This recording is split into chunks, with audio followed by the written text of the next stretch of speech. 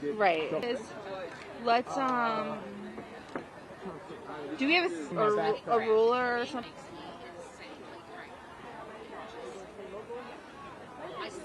Here, wait.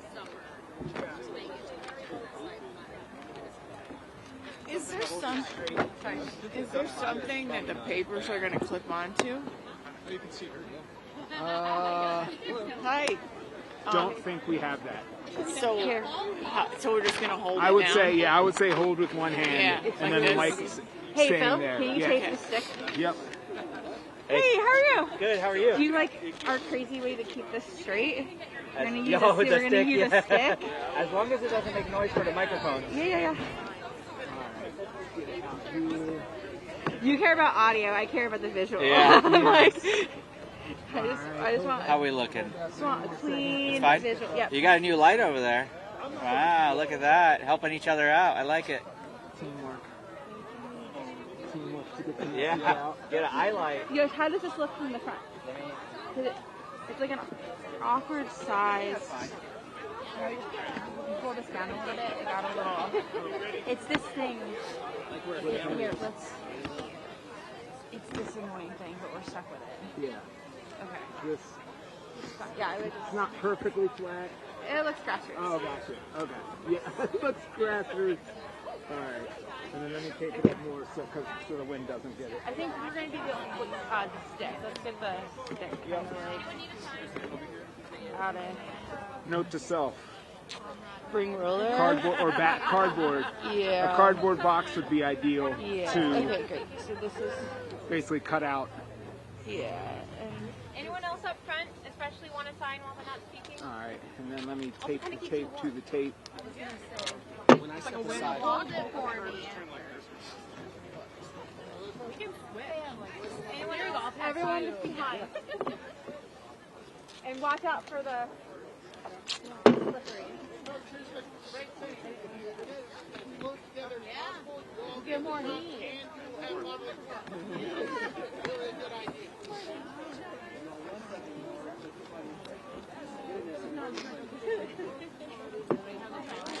Any of them?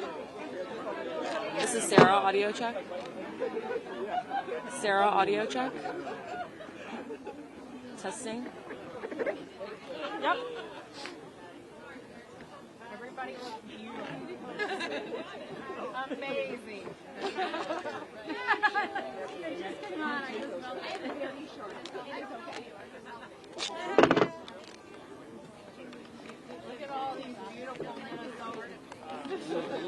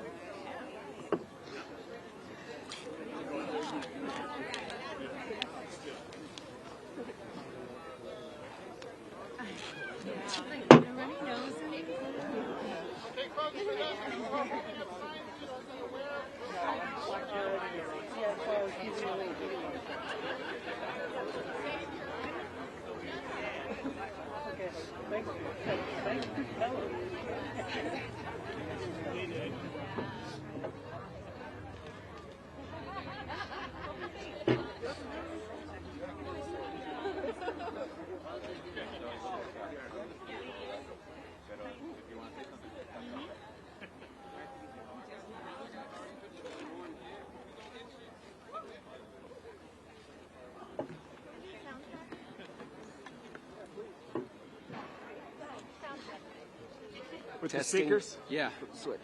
There you go. Testing, 1, 2, 3.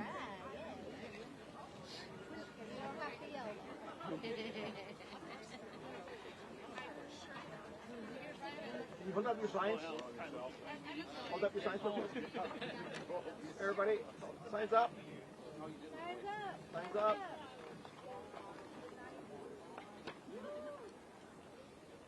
Minnesota strong right here.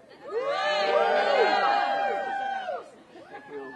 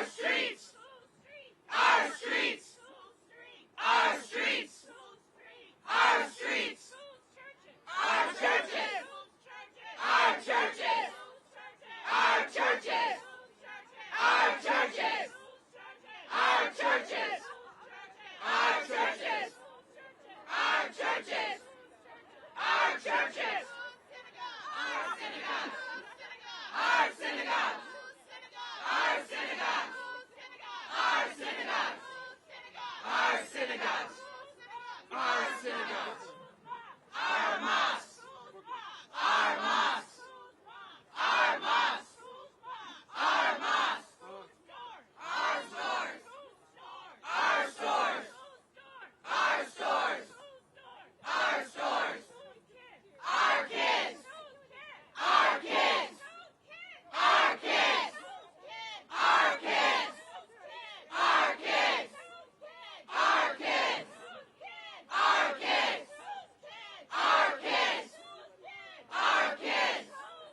Our kids. Our kids. Our kids. Our neighbors. Our neighbors. Our neighbors. Our neighbors. Our neighbors. Our neighbors. Our neighbors. Our neighbors. Our neighbors. Our families. Our families. Our families. Our families. Our families.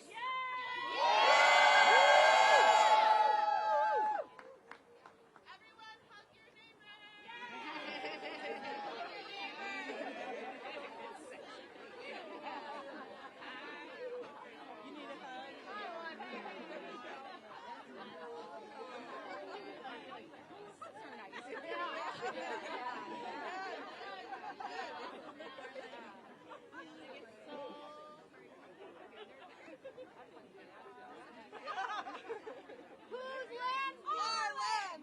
Nope. Whose land? Native land. Whose land? Native land. Whose land? Native land. Whose land? Native land. Whose land? Native land. Whose land? Native land. Whose land? Native land. Whose land? Native land. Woo! Woo!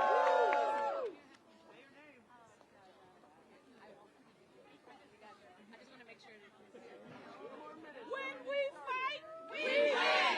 When we fight, we win. When we fight, we win.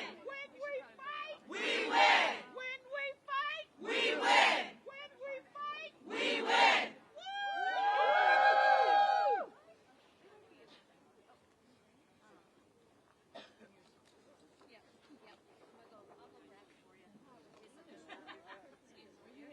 I'm gonna go grab your back.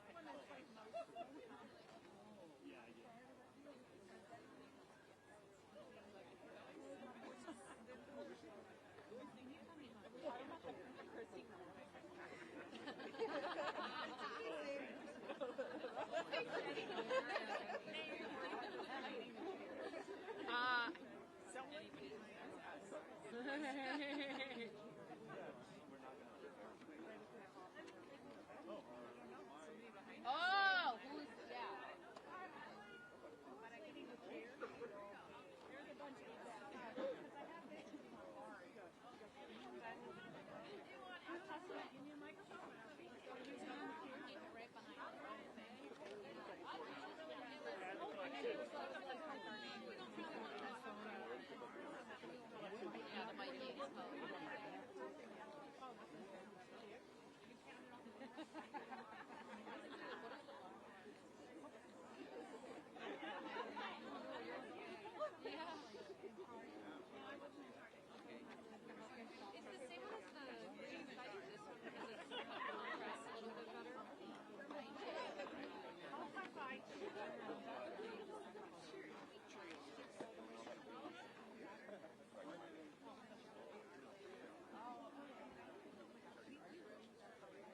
You got this,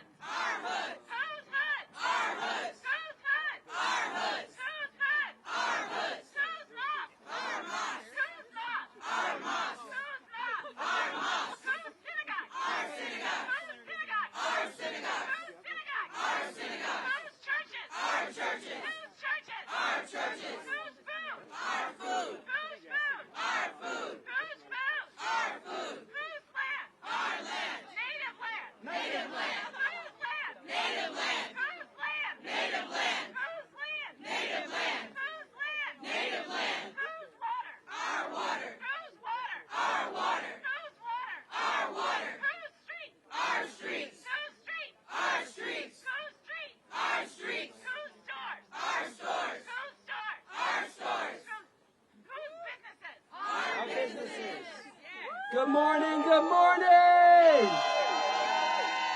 Ice out. Thank you. Good morning, everybody. My name's Desmond Surrett. I'm with Community Change Action. I am proud to be here with our friends from Minnesota who are setting an example of what courage looks like in our times, of what it means to resist, of what it means to be a good neighbor. A little over a month ago, the Trump administration unleashed an attack on Minneapolis in a racist attempt to scapegoat black Somali women.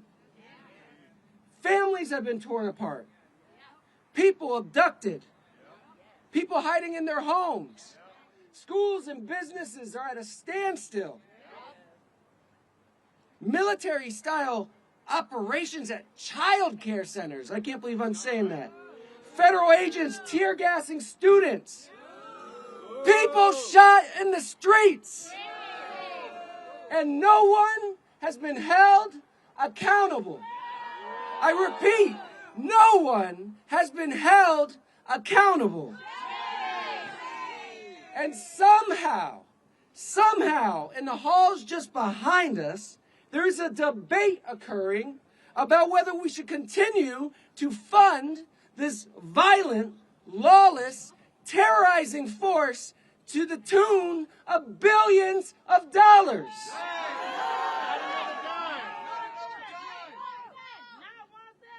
For anyone with a heart or a moral compass, there should be no debate. But here we are.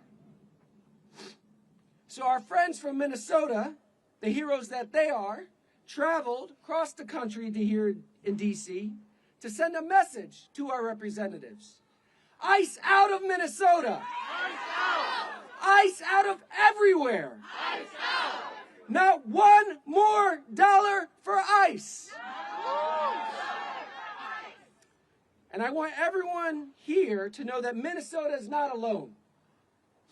What Trump is doing is deeply unpopular. From Minneapolis to Los Angeles to Maine, families and neighbors are standing up and bravely confronting these violent attacks by ICE, putting their bodies on the line, opening their doors, sharing groceries and medicine, closing their wallets to businesses that support ICE. The least our representatives could do is confront this administration, use the power of the purse, and cut off the flow of funds to ICE and CBP. And while our families are stretching the dollar in order to survive this affordability crisis, the Trump administration has robbed our kids and families of the money they need to survive. They took away our Medicaid. They took away our food stamps. And they used it to fund this terror campaign. But as you can see behind me, our movement is stronger than their cruelty. I said our movement is stronger than their cruelty. The folks you'll hear from today are evidence of that. They organized a general strike. They built community power.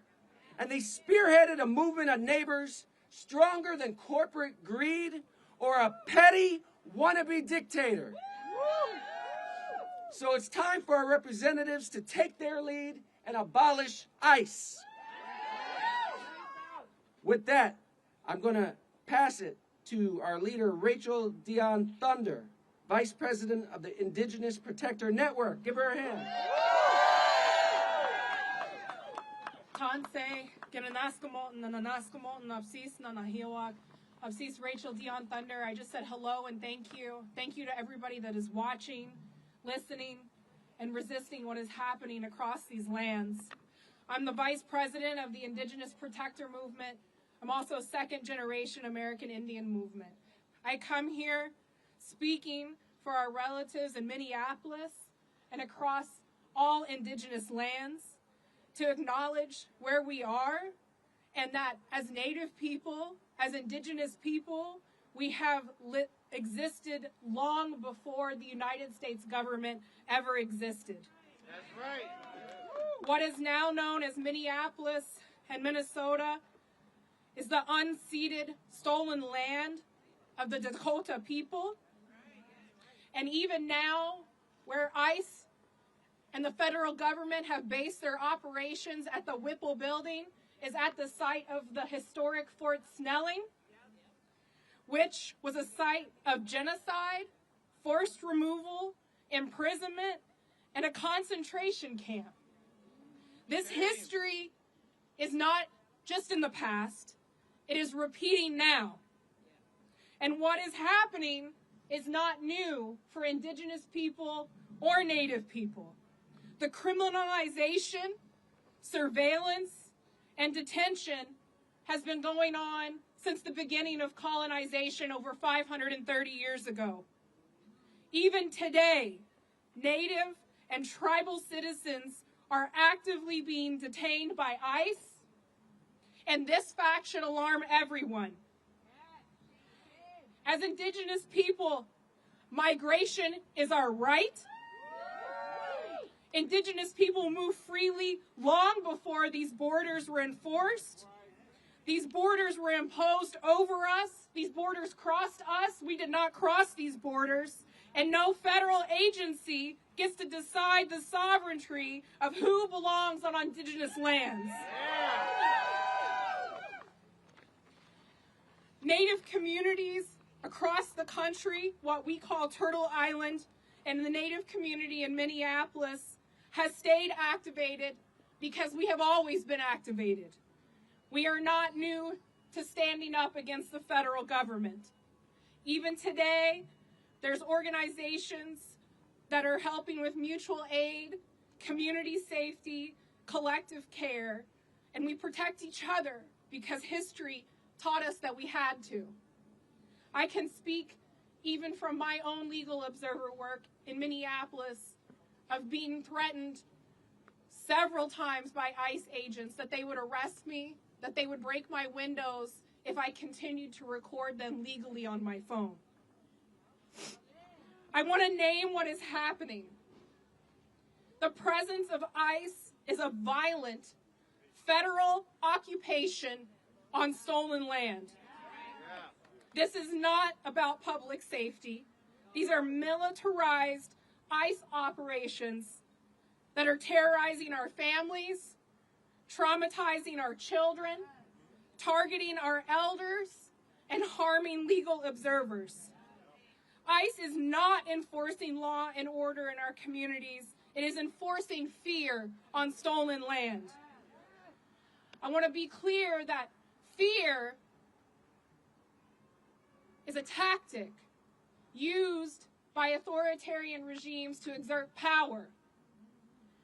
The true power lies with the people. And it is that power in Minneapolis and across Minnesota that is putting an end to this, that we are winning on our streets, and now we need our electeds to back that up here in Washington, D.C.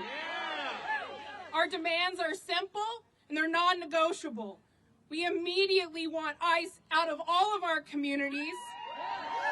We want ICE out of all Indigenous lands across Turtle Island, across the United States, to immediately end the occupation and to end the violence. As Native people, we have historically been painted first as savages, then as radicals, and now, along with my other fellow Minnesotans, as domestic terrorists. And I want to be clear that they're the violent ones. They are the ones that have stolen our children. They are the ones that have attacked our communities.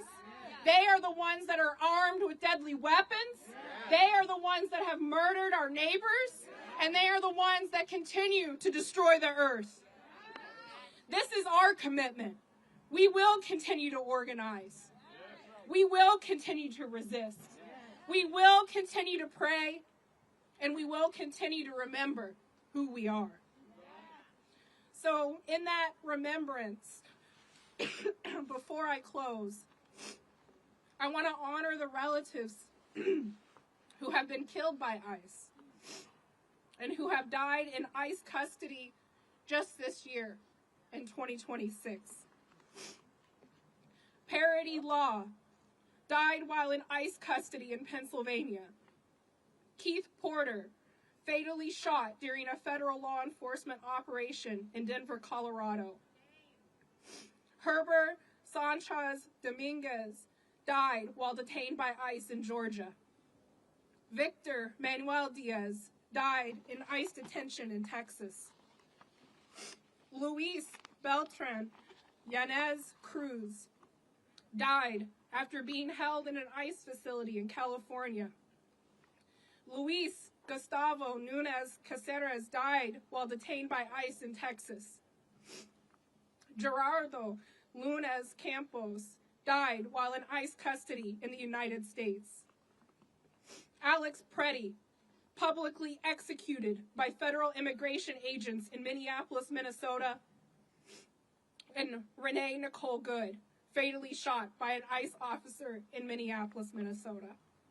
At this time, I want to take a moment of silence.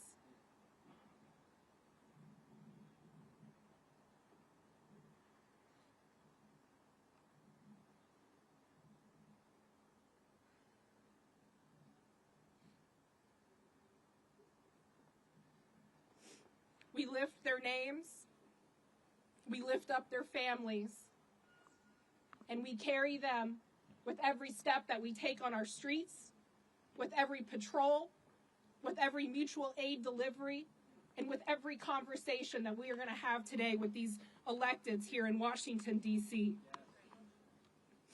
In closing, I want to say that land back is not symbolic. ICE out is not a slogan. These are survival demands. These are sovereignty demands. And these are responsibilities to future generations.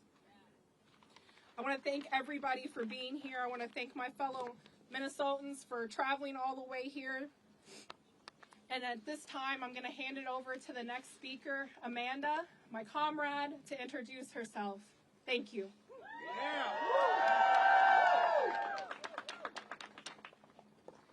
Hello, and thank you for being here today. My name is Amanda. I am very loud. And I am the director of a child care center in Minnesota. On Tuesday this week, 4 ICE vehicles followed a car into the parking lot of our child care center. Our center went into its 4th ICE lockdown of this year. All of these because ICE agents were on or near our child care center. Every time it leaves me, our teachers, staff, and families scared and angry. In over 30 years as a child care professional, I have never had a lockdown until 3,000 ICE agents descended on Minnesota in January. And the truth is, other child care centers have experienced much worse. They have had ICE agents take teachers and parents from their buildings. They have had multiple families abducted by ICE, and they have been hounded and harassed daily. So this all began with the administration attacking and trying to undermine faith in Minnesota child care with a racist disinformation campaign targeting our Minnesota Somali child care providers.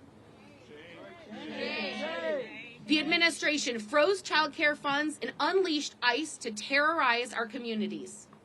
It was nothing more than a political ploy to sow hate and fear.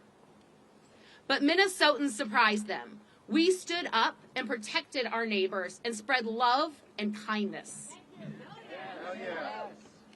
In the best of times, working in child care is both challenging and extremely rewarding as we help children learn and grow. And unfortunately, these have not been the best of times.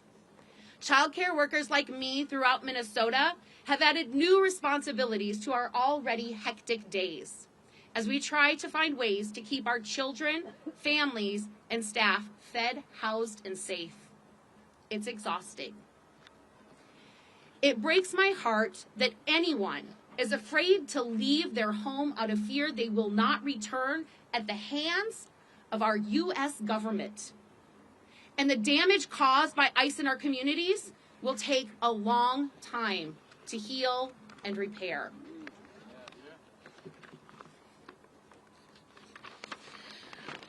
Our number one priority in childcare is to ensure that children are safe, loved, and valued. Scientific research proves that children can't learn and grow successfully if they don't have these basic needs met. And living in fear means you are not safe. And children in Minnesota are living in fear regardless of race or immigration or citizenship status. I've heard a lot of talk from politicians over the years about how they are working to protect children. And then these same politicians fund, support, and vote for policies that allow ICE agents to use violent, abusive, and racist practices that harm children. They are harming children, not protecting them. And to our elected leaders, if you truly want to protect children, don't vote for a bill that provides ICE with more money to continue harming those children and families. If you truly believe in protecting children, invest that money in children and families and work together with us to make sure each child is safe, loved, and valued every day. Thank you. I am going to invite Erica up to lead us in some chants.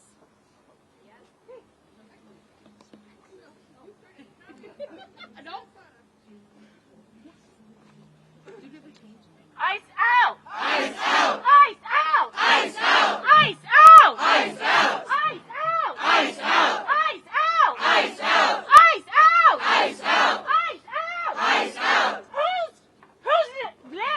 Who's friends? Our friends! Who's friends? Our friends! Who's friends? Our friends! Who's friends? Our friends! Who's neighbors? Our neighbors! Who's neighbors? Our neighbors! Who's neighbors? Our neighbors! Who's childcare centers? Our childcare centers! Who's childcare centers? Our childcare centers! Who's childcare centers? Our childcare centers! Who's schools? Our schools! Who's schools? Our schools! Who's schools? Our schools! Who's streets? Our streets! Who's streets? Our streets! Who's streets? Our streets! Who's kids? Our kids! Who's kids? Our kids! Who's kids? Our kids! Who's kids? Our kids! Whose families? Our families! Whose families? Our families! Whose families? Our families! Whose hoods? Our hoods! Whose hoods? Our hoods! Whose hoods? Our hoods! Whose churches? Our churches! Whose churches? Our churches! Whose synagogues? Our synagogues! Whose synagogues? Our synagogues! Whose synagogues? Our synagogues! Whose mosques? Our mosques! Whose mosques? Our mosques! Whose mosques? Our mosques! Whose stores? Our stores! Whose stores? Our stores! Whose stores? Our stores! Whose streets? Our streets! Whose streets? Our streets! Whose government? Our government! Whose government? Our government! Whose government? Our government! Whose government? Our government! No funding for ICE!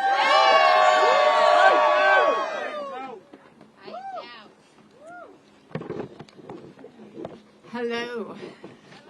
My name is Peg Nelson, and I have been a teacher in the Columbia Heights Public School District for the past 33 years. In my 33 years as a teacher, I have never experienced any disruption in learning or threat to any of our students' safety like the current ICE occupation in Minnesota. These actions have changed the very fabric of our Columbia Heights schools and have made every student, teacher, parent, community member less safe. Columbia Heights schools and all of us have adversely affected the learning and impacted all of the students regardless of their immigration status. It is not normal for elementary age kids to see a large portion of their classmates gone. It is not normal for our hallways to have refrigerators, freezers, and stacks of boxes with food and supplies for our families that are afraid to leave their homes. While teachers are trying to maintain normalcy for our students, there's a level of fear constantly that permeates our buildings. Many families are afraid to send their children to school. One day last month, we had 200 students absent from our school out of our 570 students. On average, we have about 130 students absent each day from our schools. They're afraid to come to school. Our school population is 66% Hispanic. They are being disproportionately impacted.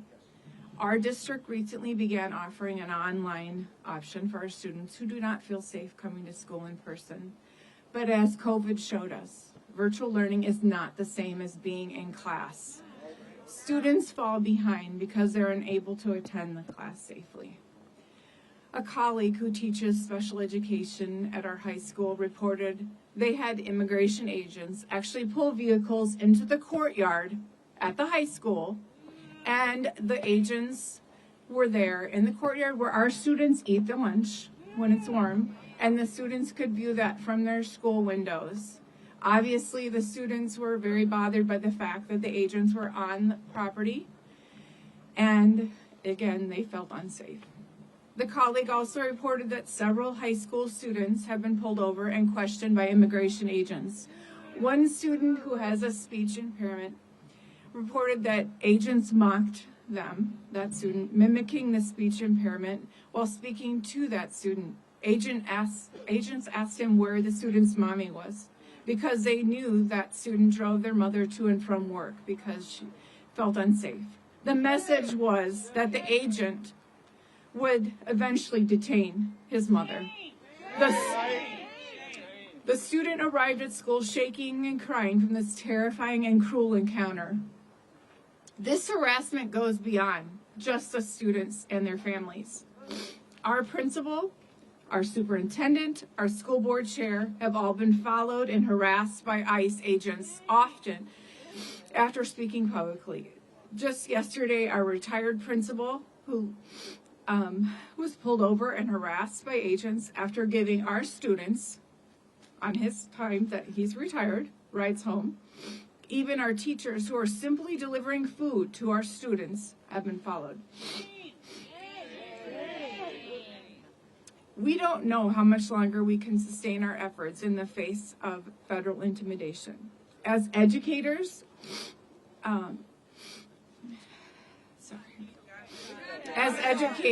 for the sake of our children, we need ICE to stay away from our schools and out of Minnesota. If they do truly leave Minnesota, no child in America should go through what Columbia Heights and other schools in Minnesota have endured. ICE needs to stay away from schools everywhere. Thank you so much for listening today, and please welcome now Senator Erin May Quaid.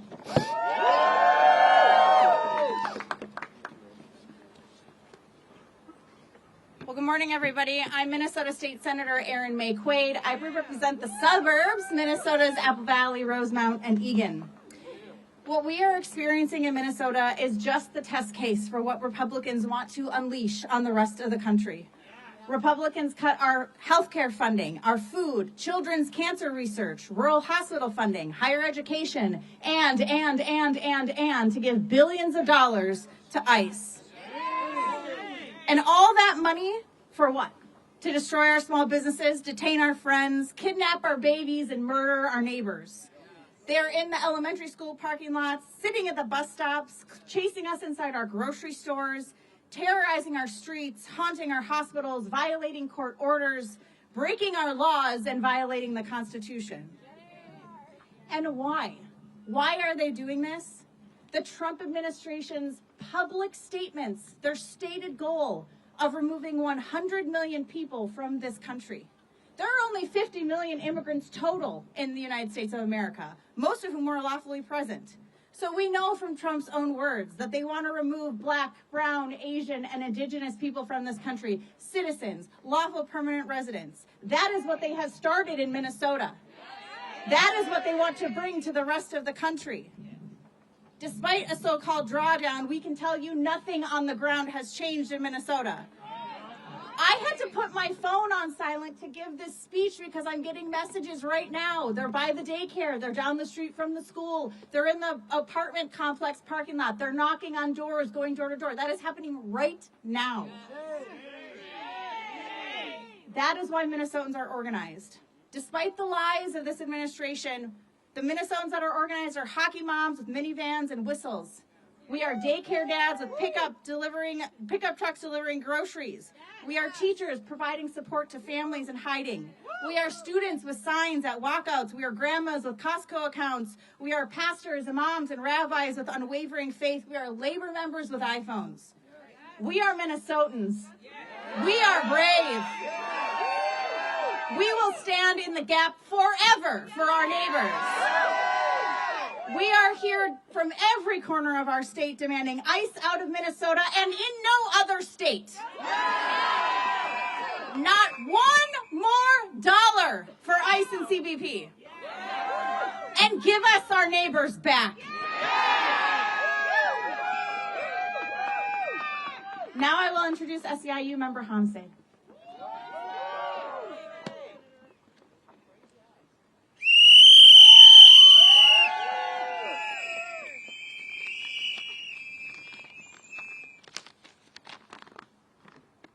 Good morning, everybody.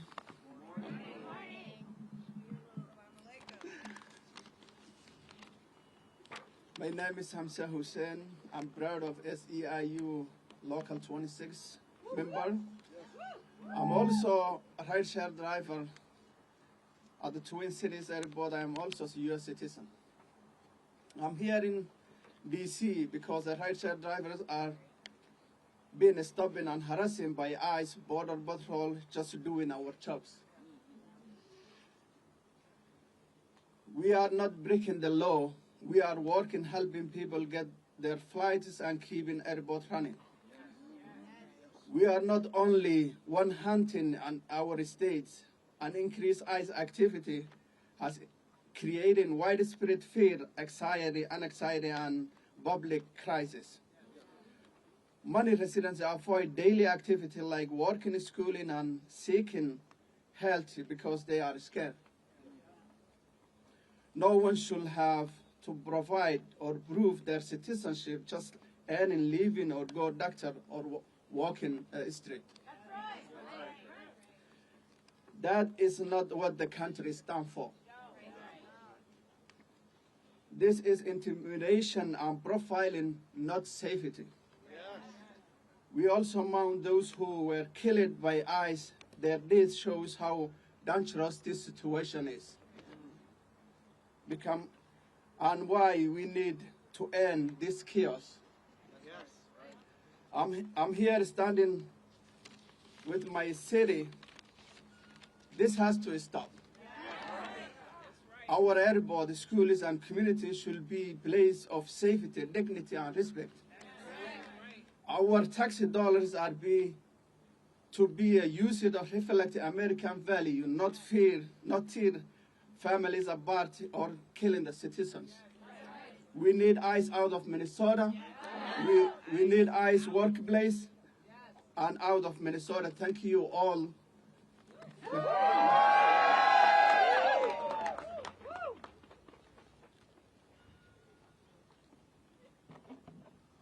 Assalamu alaikum. Good morning. Bismillah ar-Rahman ar-Rahim. Peace be unto you all. My name is Imam Salah Muhammad. I'm from Rochester, Minnesota, an organizer with Isaiah, Minnesota. I want you to say, we stand up when I say, when dignity is threatened, we stand up. When families are hurting, we stand up. When justice is needed, we stand up. That is Minnesota. Thank you. Members of Congress, my fellow Americans, my name is Imam Salah. I am a faith leader. I am an imam. And most importantly, I'm a father, a son, a husband. A few weeks ago, my phone rang. It was my mother. Her voice sounded urgent. She said, come home, I need help finding something. When I got there, she was searching through drawers, papers, old folders. I asked her, what are you looking for? She said, my passport. Then she paused and asked me a question I never imagined I would hear from her, should I carry the real one in my purse or a photo of it, digitally on my phone? My mother's in her late 70s. She lived in this country nearly 30 years. She worked her entire life. She helped build the very school she still works today. She is a U.S. citizen. She is a law-abiding citizen. She has never had any citation, even a parking ticket. And yet in her own home, in her own town, not traveling anywhere, she felt like she needed to carry a proof that she belongs. That moment broke something inside me, because for the first time in her life, she felt like her belonging could be questioned. For more than 20 years, whenever I return from traveling abroad, I am pulled aside, taken into a room, questioned, where did you go, Salah? Who paid for it? Why were you there? And we are constantly told, just carry your papers and you'll be fine. If you are documented, you should be okay. But many of our neighbors learned it, didn't always feel that. It wasn't simple. If you look like me, if you spoke with an accent like mine, in those moments, papers didn't always matter. And the truth is, this is not new for us Muslims. Since 9/11, many of us have been questioned, stopped, detained, and made to feel suspect simply because who we are. History shows a painful pattern in this country. Fear is often turned on one community at a time. There was a time when it was Black Americans were property under slavery on Jim Crow. There were times when Irish and Italian immigrants were treated as outsiders, as threats to a less than. Today, many in our Somali community feel that same weight, different generation, same pattern. But history also teaches us something else. Every time this country has faced that moment, people of conscience stood up and said, this is not who we are. We cannot ignore what happened in Minnesota. Two of our neighbors, Renee Good, a mother, Alex Preddy, an ICU nurse who took care of our veterans, lost their lives in encounters with federal agents. Their deaths shook our communities. This is not politics. This is pain. This is about trust. This is about dignity. This is about whether power answers to the law. Because in a constitutional democracy, no one is above the law. No badge, no agency, no institution. And when communities feel targeted, something changes. Restaurants have become empty. Small businesses are struggling. Grocery stores are quiet. Children become afraid to go to school. Fear enters our neighborhoods, and when fear enters, dignity leaves. Let me say this clearly. This is our country too. We work here. We raise our children here. We serve here. We build here. We belong here. God says in the Quran, chapter 17, verse 70, and we have honored the children of Adam, not some. It did not say it said all the children of Adam. Every human being carries dignity. Every person has honor. Every child deserves to feel safe. No human being is illegal. No child is an alien. I'm not sharing this story to invite sympathy. I am sharing it to awaken conscience. Members of Congress, we did not come here just to speak. We came to ask you to lead. No more blank checks. No more funding without accountability. We need real investigations, real oversight, real consequences when lives are lost. And to the watching American people, you matter in this moment. If you hear these stories and stay silent, if you feel something in your heart and do nothing, then nothing changes. Call your representatives, call your senators, write, speak, because history always asks one question. When people were afraid, when dignity was on the line, where were you? And we should be able to answer that. One day our children will ask what we did when fear knocked on our neighbor's door. Let us be able to answer and say, we did not stay silent. We stood up, we spoke, and we chose dignity over fear. Thank you, Minnesotans. And I would like to invite Patty O'Keefe.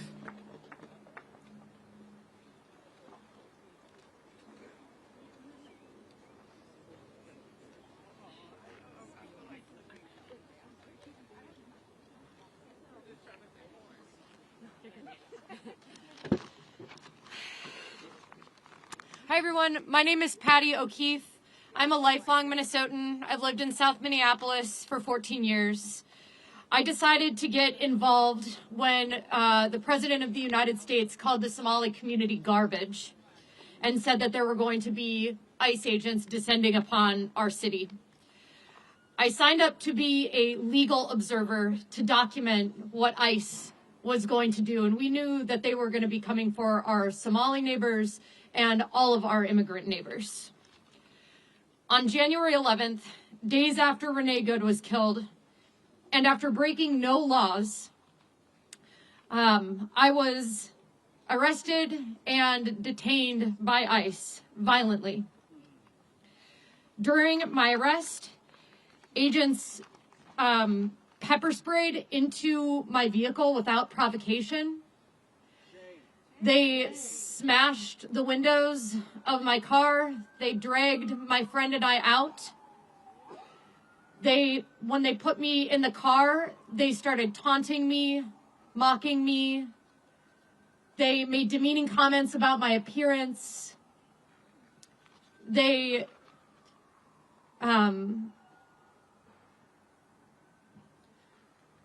said the worst thing. One of the agents said, "You guys gotta stop obstructing us. That's why that lesbian bitch is dead." Speaking about Renee Good.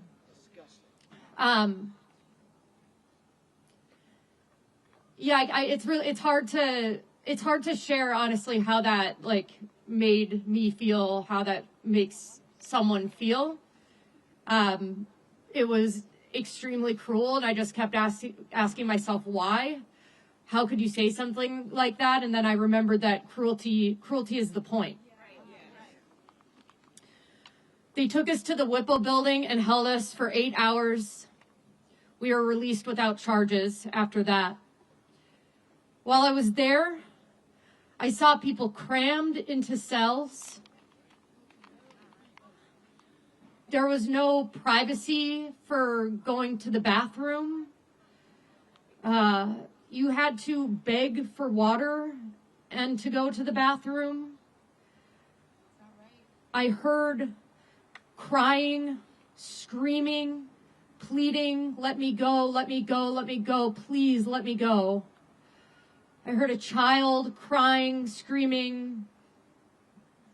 I heard women screaming in desperate agony.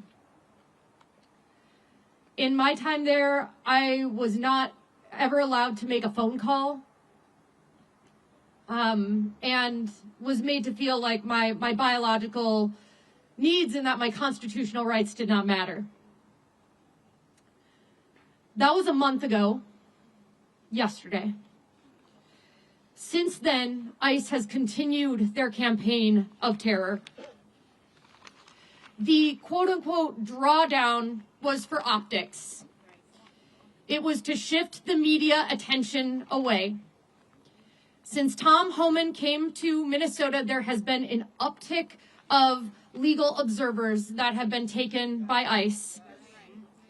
They are still preying on our children outside our schools, our daycares, and at bus stops. Inside our hospitals. Our hospitals. And they say they're going after the worst of the worst. Let me tell you who I saw and who I heard in that detention center. Women. Women between the ages of 30 and 50 years old. Mothers, many of them. Children. Men in their workwear, in their pajamas. Our neighbors. Our neighbors. These are not criminals. So no, it is not slowed down. And Minneapolis, Minnesota, will keep fighting back against this complete unraveling of our constitutional rights and of our dignity. But we won't let them take that from us, our dignity. We here today, we have left the communities that we are defending. We are all playing roles in our community back home. We have come here today to tell Congress that we need support.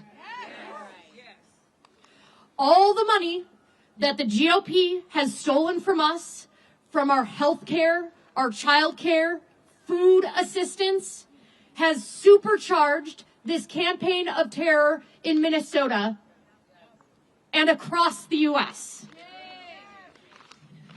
What is on the table today is an additional billions of dollars in funding. And to that, we demand not a penny more. No more. In Minnesota, we have been bravely confronting ICE. The least our Congress members can do is confront the Trump administration by using the power of the purse to curtail this campaign of terror. So, stand with Minnesotans. Stand with the majority of Americans. Stand with justice. And say not one penny more. Thank you. And I'm going to be introducing Ruth to come up now. Actually, slight change of plan. I'd like to pass the mic to Representative Morrison, representing Minnesota's 3rd Congressional District.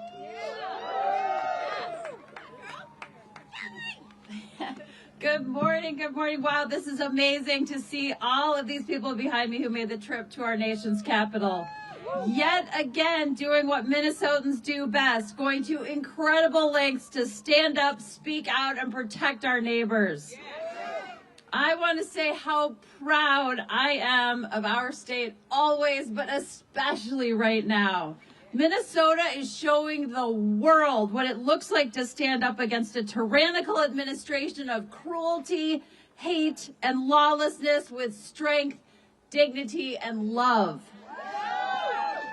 You see it in the faces of everyone here. Teachers, small business owners, tow truck drivers, labor leaders, legislators, people who are using every resource, tool, and opportunity they have to try to help their neighbors.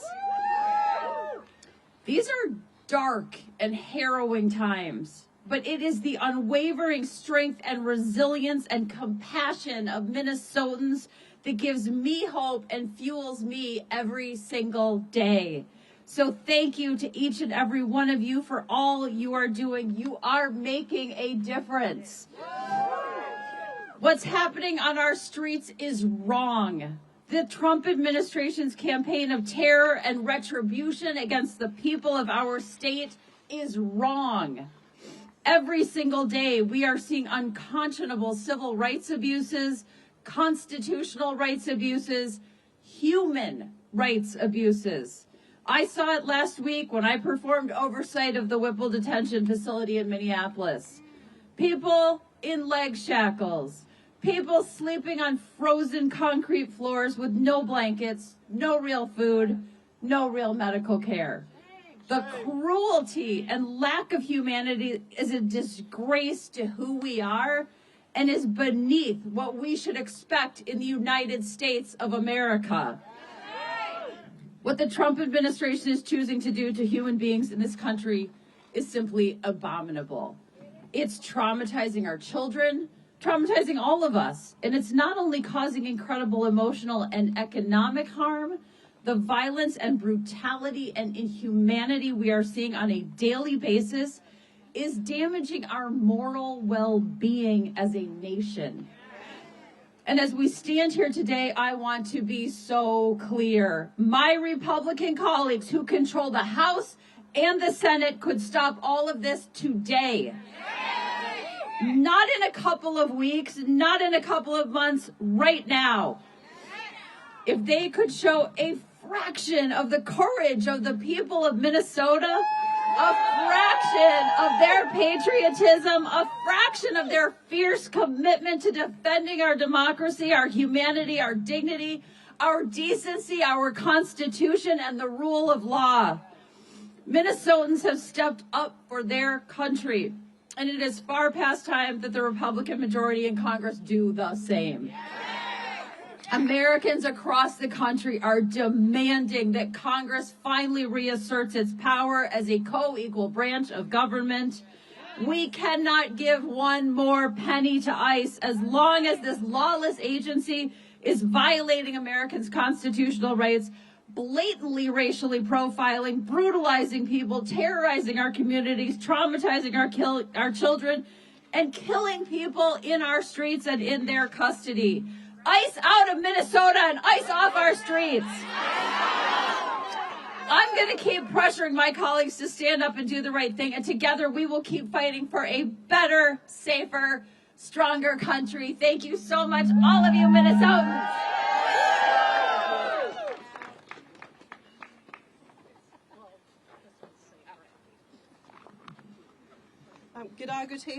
Good morning. Good morning. My name is Ruth Anna Buffalo. I stand here as a Native woman, a parent, a community leader, and as your relative. I'm speaking for my family, for my community, and for our ancestors, and for the people of Minnesota who are too afraid to leave their homes right now. What is happening in Minnesota is not policy, and it is not lawful. The behavior and tactics we are experiencing are creating fear in our neighborhoods and in spaces where our people go for resources and safety. Parents are afraid to let their children play outside. Families are afraid to go to work or the store. Community spaces are going into lockdown.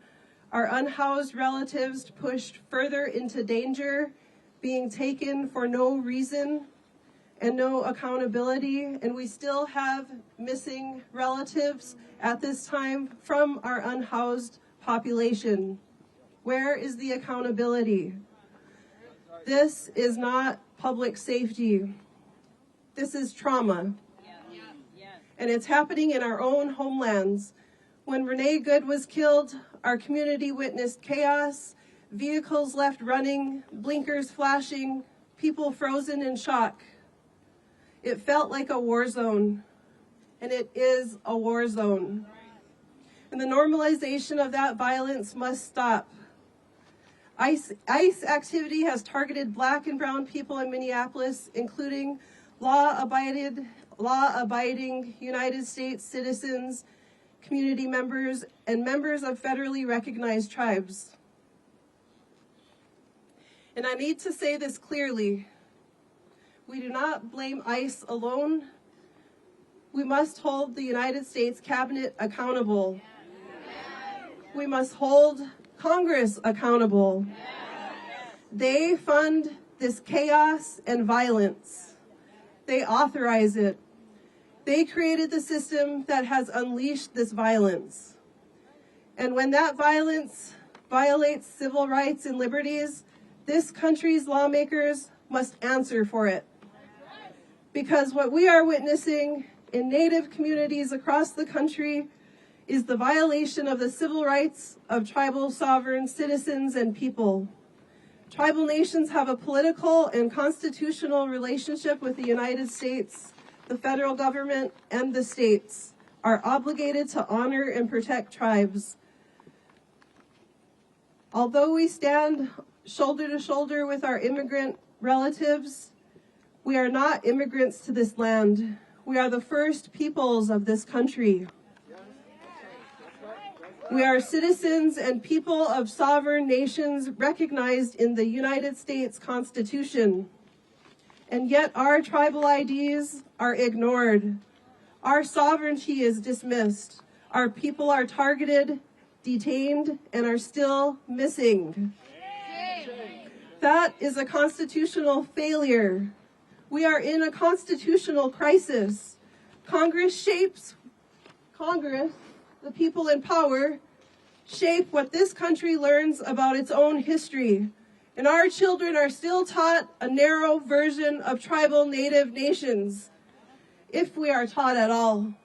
So when these systems act in ignorance and harm tribal youth and adults, especially those relocated to San Francisco, Los Angeles, and Minneapolis, Chicago, this harm is not accidental. It is intentional and systemic. There are more than 700,000 citizens, people of federally recognized tribes living in large metro cities today. We are not invisible. We are not outsiders. We belong here. We all belong here. So what have we done? We have done what our ancestors have taught us. We have been good relatives. We help tribal members obtain identification. We've hosted tribal ID pop-ups. We check on elders. We check on our neighbors. We protect the unhoused. We step in where the system failed. The people of this country are showing up to support our neighbors, but community care cannot replace federal responsibility. Community care cannot replace federal responsibility. And today I'm speaking directly to Congress. Have the courage to protect the Constitution you swore to uphold. Do not give ICE or DHS another dollar, another penny without accountability. Not without civil rights protections, not without recognition of tribal sovereignty. Not without consequences when unlawful violence occurs and continues to occur. This is about the Constitution. This is about innocent people. This is about innocent children.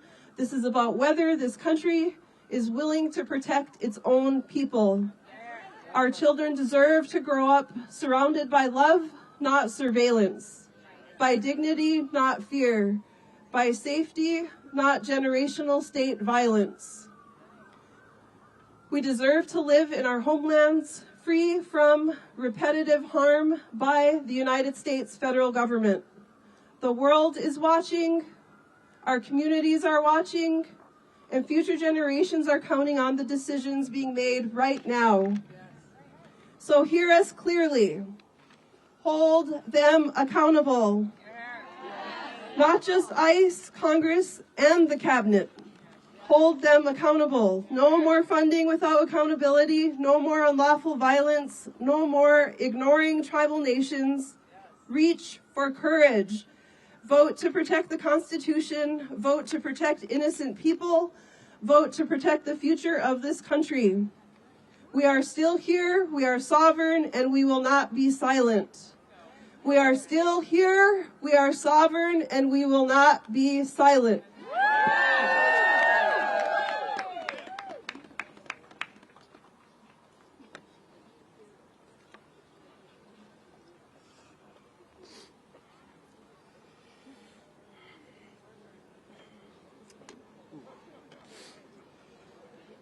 Oh, boy, it is cold today. Whew. Yeah, that's coming from me. Jeez. Buenos días. My name is Samuel Hernan Cardoso. I am a leader with Unidos Minnesota. As I prepared for this speech today, I asked myself one question. If I was alone in a room with members of Congress, how would I tell them?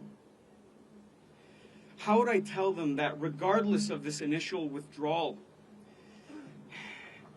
and what people thought what was going on from... Sorry.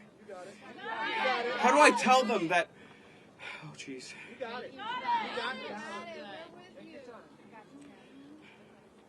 How do I tell them that regardless of this initial withdrawal and what people thought what was going inside of our state from the outside, that we're still occupied and have been occupied for the past 6 weeks? Yes.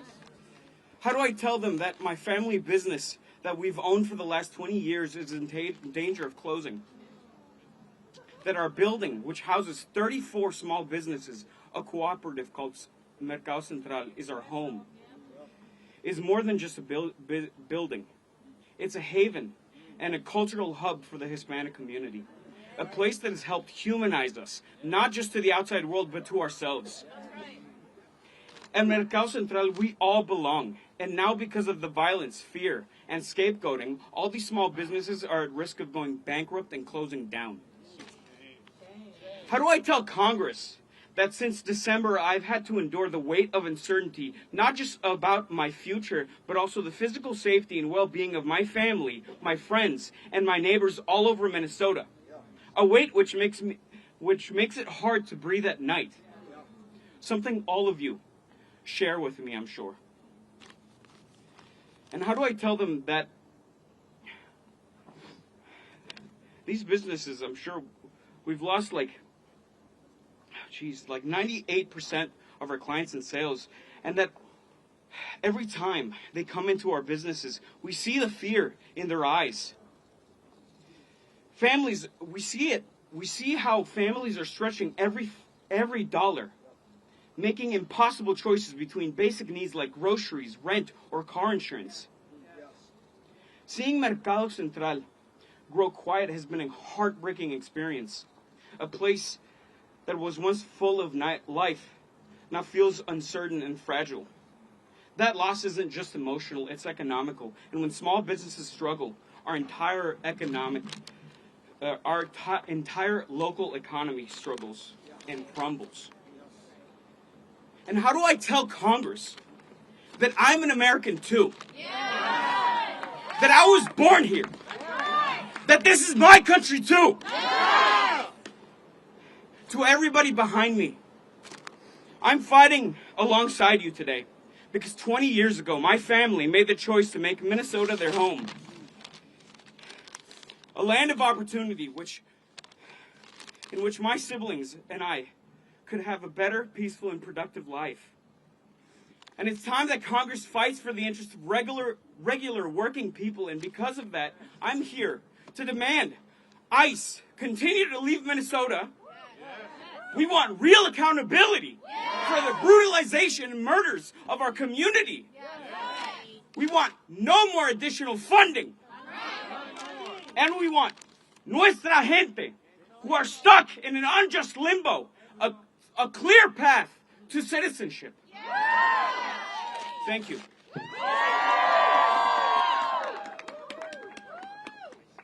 Thank you to our friends from Minnesota. ICE out! ICE out! ICE out! ICE out! ICE out of Minnesota! ICE out of Minnesota! ICE out of everywhere! ICE out of everywhere! Let's go tell Congress how we feel! Oh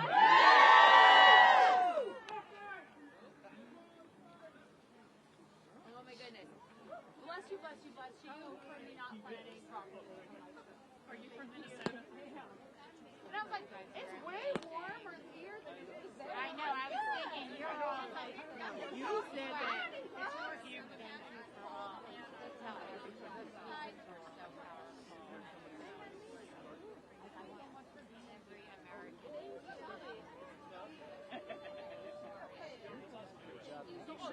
Good luck with everything. Good luck today. Thank you all for being here. We just pass it on to you guys on the second generation.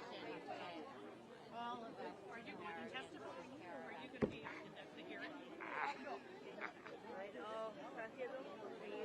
So you don't have to. I brought one. It's in my hotel room. It could be 30. It got weirdly cold. It did. The wind was a little more than I expected. Oh, you guys are fine. Thank you. Go get something hot. Right?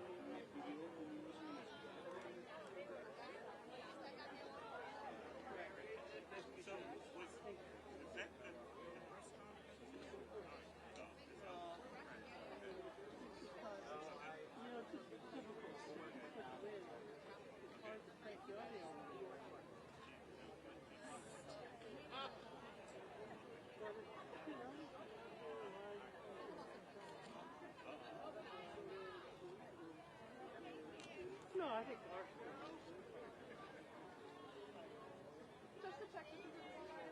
If you're joining the prayer march,